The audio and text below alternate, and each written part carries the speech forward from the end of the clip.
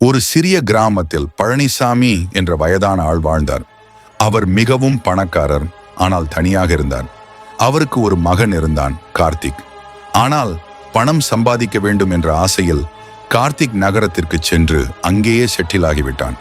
பழனிசாமி தினமும் மகனை நினைத்து வருந்தினார்.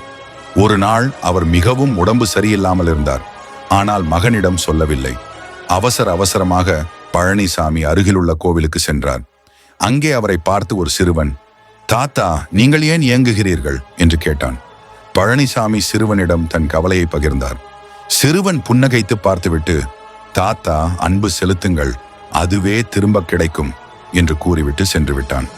அந்த வாரம் பழனிசாமி கார்த்திக்கு ஒரு கடிதம் எழுதினார். காசு வேண்டும் என்றால் அதை சம்பாதிக்கலாம், ஆனால் அன்பு தேவைப்பட்டால் அதை கொடுக்க வேண்டும். நீயோ எப்போதோ எனது பாசத்தை மறந்துவிட்டாய், ஆனால் நான் உன்னை என்றும் மறக்கவில்லை.